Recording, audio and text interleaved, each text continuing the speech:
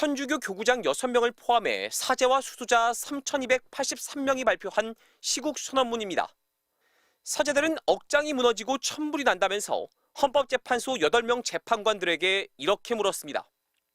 군경을 동원해 국회와 선관위를 봉쇄 장악하고 정치인과 법관들을 체포하려 했던 위법, 위헌을 단죄하는 것이, 명백한 사실도 부인하고 모든 책임을 아랫사람에게 돌리는 자의 헌법 수호 의지를 가늠하는 것이, 그를 어떻게 해야 국익에 부합하는지 식별하는 것이 그렇게 어려운 일이냐고 물었습니다.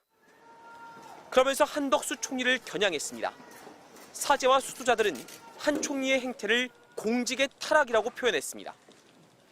87일 만에 업무에 복귀하면서 헌법과 법률을 강조한 한덕수 총리. 그 헌법과 법률에 따라서 최선을 다해 나가겠습니다. 정작 본인은 헌재 위원 결정에도 마은혁 후보자를 임명하지 않고 있습니다. 마은혁 재판관 임명 여부에 대해서는 이제 곧 또 뵙겠습니다. 사제들은 이런 한 총리가 윤석열 대통령 탄핵 심판을 존중하라는 훈계를 국민들에게 하고 있다면서 이중적 행태라고 비판했습니다. 3,238명의 사제와 수도자들은 헌법재판소를 향해 이제라도 당장 정의로운 판결을 내려달라면서 이건 바로 헌법재판소의 주인인 국민의 명령이라고 했습니다. 앞서 유흥식 추기경 또한 헌재에 지체할 이유가 없다며 신속한 선고를 촉구하기도 했습니다. 정의와 양심의 소리를 듣는다면 더 이상 지체할 이유가 없을 것입니다. 독재 정권에 맞서 민주화운동 곳곳에서 목소리를 내었던 천주교 정의구현 사제단은 내일 헌재 인근에서 시국미사를 열고 헌재의 신속하고 정의로운 결정을 촉구할 계획입니다. MBC 뉴스 이문현입니다. 교황청 성직자부 장관인 유흥식 추기경이 헌법재판소에 윤석열 대통령 탄핵 심판 선고를 빨리 내려달라고 촉구했습니다. 유 추기경은 영상 담화문을 통해 정의에는 중립이 없다며 비상계엄이라는 위헌적 행위에 대한 잘못을 명백히 가려달라고 했는데요. 직접 들어보시죠. 어느 때보다도 필요합니다. 계엄 선포라는 믿을 수 없는 소식을 접하고 참담하기 이루 말할 수 없었습니다. 헌법재판소에 호소합니다. 정의와 양심의 소리를 듣는다면 더 이상 지체할 이유가 없을 것입니다. 정의에는 중립이 없습니다. 우리 헌법이 말하는 정의의 판결을 해주십시오. 빠른 시일 내에 잘못된 판단과 결정을 내린 사람들에 대한 시시비비를 명백히 밝혀주시길 촉구합니다. 윤석열 대통령 탄핵소추안이 국회를 통과한 지 107일째.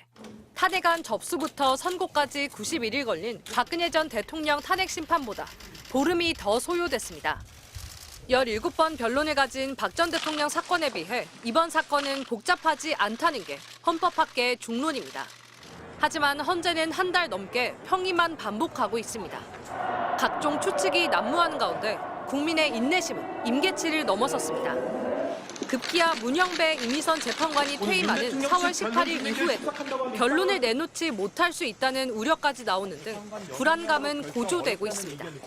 그러는 사이 헌법 수호의 최후 보루라는 헌재의 권위도 손상됐습니다. 국민들은 지금 헌재를 버려가고 있는 중에 이번 주까지는 참을지 모르지만 그 다음 주부터는 아마 국민의 직접 행동이라고 할까? 그 규모가 엄청 커질 것 같은데. 이번 주 헌재에 예정된 일정은 없습니다.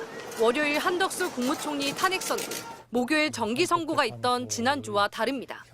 일주일 3회 선고 전례가 없었다는 식의 핑계거리도 이번 주엔 없는 셈입니다. 수요일로 예정된 재보궐선거를 고려한다 해도 이번 주 후반엔 선고 결과가 나와야 최소한 지금보다 더 큰 혼란은 막을 수 있다는 게 헌법학자들의 공통된 의견입니다. 인용 파면 이외에 다른 선택지가 있을 수는 법리적으로 없다고 보거든요. 헌법재판소가 그 소임을 다 해야죠. 그 방법 말고는 지금 상황을 타개할 수 있는 다른 대안은 없어 보입니다. 헌재는 2월 셋째 주를 끝으로 한 달 이상 언론 브리핑도 하지 않고 있습니다. 헌재가 적어도 언제까진 결론을 내겠다, 혹은 4월 18일 이전엔 선고하겠다는 등의 분명한 입장을 내야 한다는 지적도 나옵니다. MBC 뉴스 유상입니다.